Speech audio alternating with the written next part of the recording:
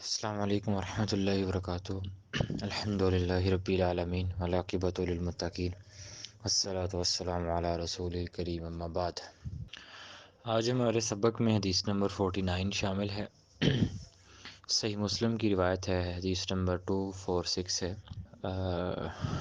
اس میں اللہ کے نبی کا بڑا جامع فرمان ہے، اور یہ فرمان، یہ حدیث، یہ قول اللہ کے نبی کا اسلام کے ایک اہم رکن کے متعلق ہے۔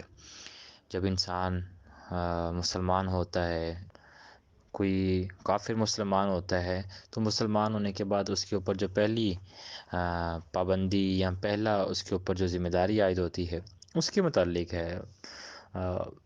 لیکن مسلمان انسان مسلمان ہی پیدا ہوتا ہے، اس کے حوالے سے اللہ کے نبی کی حدیث ہے۔ کوئی بھی دنیا میں بچہ آتا ہے وہ مسلمان پیدا ہوتا ہے۔ الگ بات ہے کہ اس کے والدین اس کو عیسائی بنا دیں، یہودی بنا دیں، مجوسی بنا دیں، ملحد بنا دیں، مرتد بنا دیں، قادیانی بنا دیں، وغیرہ وغیرہ وغیرہ۔ تو اس حدیث میں اللہ کے نبی نے کہا ان بین الرجل و بین الشرک، آدمی کے درمیان اور شرک کے درمیان، والکفری اور کفر کے درمیان فاصلہ کیا ہے؟ ترک الصلاۃ، نماز کا چھوڑنا ہے۔ اب یہ ایک بہت واضح روایت ہے اللہ کے نبی کی۔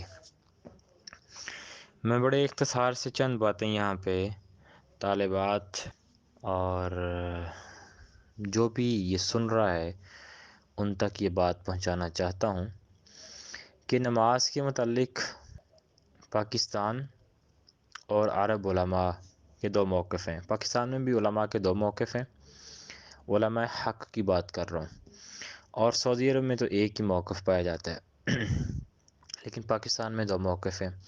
پہلے روایت میں اللہ کے نبی نے کہا ہے کہ شرک اور کفر کے درمیان آدمی اور شرک اور کفر کے درمیان جو فرق ہے وہ نماز ہے۔ اس کا مطلب یہ ہے، آسان الفاظ میں اگر ترجمہ کیا ہے وہ یہ ہے کہ اگر وہ بندہ نماز نہیں پڑھتا تو وہ مشرک ہے اور وہ کافر ہے۔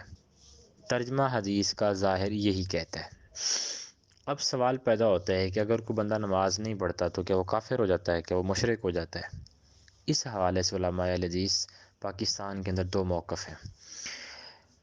ایک موقف یہ ہے کہ جو بندہ جان بوجھ کر، یعنی کہ آمدن، ارادتاً، اور اس کے پاس وقت بھی ہے، سب کچھ ہے، جان بوجھ کر وہ نماز نہیں پڑھتا، اور اگر وہ بندہ ایک نماز بھی نہیں پڑھتا، مطلب ایک نماز چھوڑ دیتا ہے جان بوجھ کے، تو وہ بندہ دائرہ اسلام سے خارج ہو جائے گا، کیونکہ اللہ کے نبی کی واضح روایات موجود ہیں۔ ایک موقف یہ ہے۔ دوسرا علماء کا موقف یہ ہے کہ اگر کوئی بندہ جان بوجھ کے نماز چھوڑتا ہے تو وہ دائرہ اسلام سے خارج تو نہیں ہوگا، لیکن وہ اکبر الکبائر، یعنی کہ کبیرہ گناہ سے بڑے گناہ کا ارتکاب کر رہا ہے۔ لیکن اگر وہ ایسا ہی کرتا رہا تو ایک وقت آئے گا کہ وہ دائرہ اسلام سے خارج ہو جائے گا۔ تو ایک موقف یہ ہے۔ اب جو عرب علماء ہیں، عرب علماء کے اندر جیسا کہ شیخ صالح عثیمین رحمہ اللہ، شیخ ابن باز رحمہ اللہ، شیخ البانی رحمہ اللہ، مطلب دیگر جتنے بھی مفتیان گزرے ہیں جو ہیں، ان کا موقف یہ ہے کہ جو بندہ جان بوجھ کے ایک نماز چھوڑتا ہے وہ کافر ہو جاتا ہے۔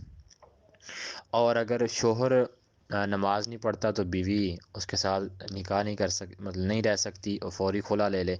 اگر بیوی نہیں پڑھتی، شوہر نیک ہے، تو شوہر اس بیوی کے ساتھ نہیں رہ سکتا، فوری وہ اس کو طلاق دے دے۔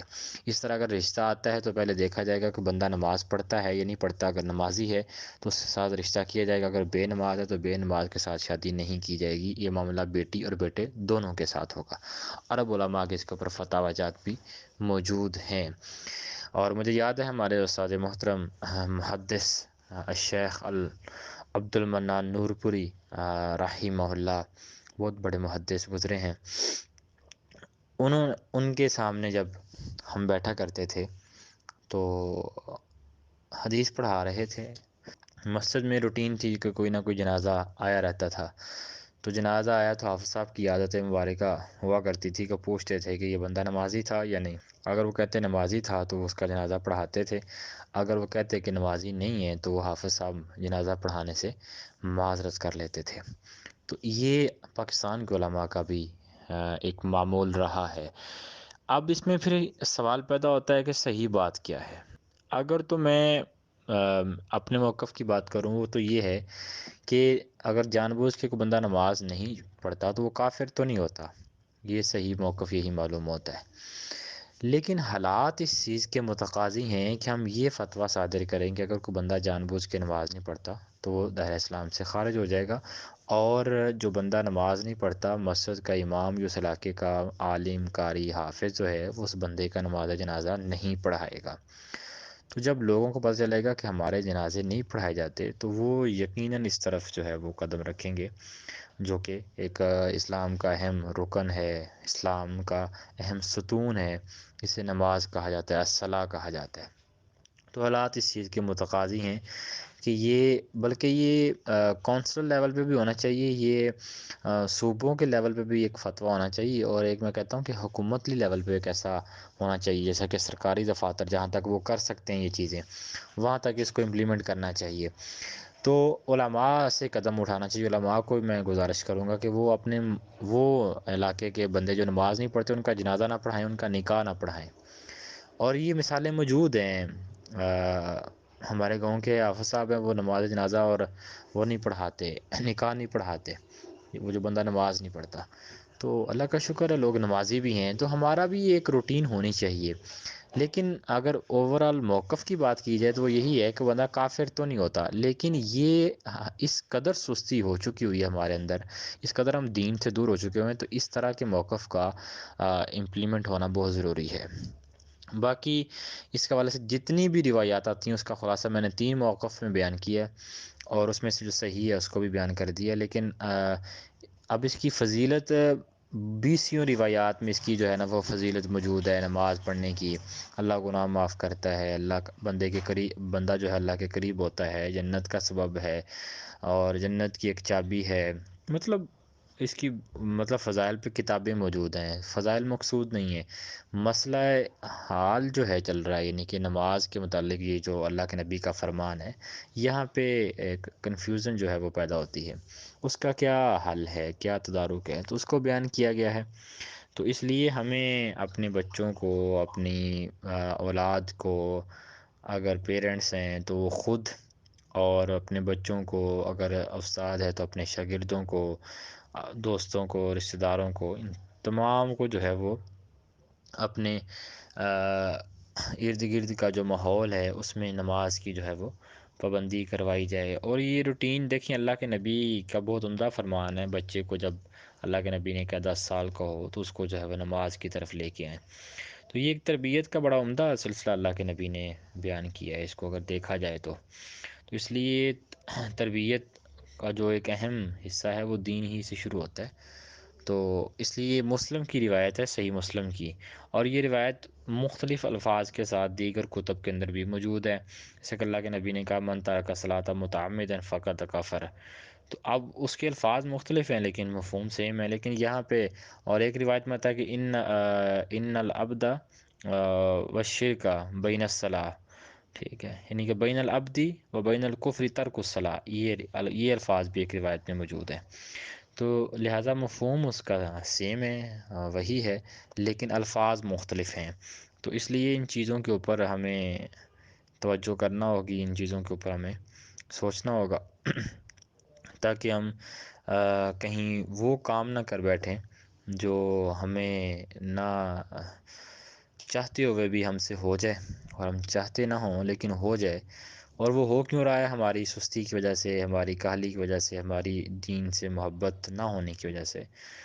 تو اس لیے ان چیزوں کے اوپر ہمیں فوکس کرنا چاہیے۔ یہی اس بات اسی حدیث کے اندر بیان ہو رہا ہے کہ ان بین الرجل و بین الشرک۔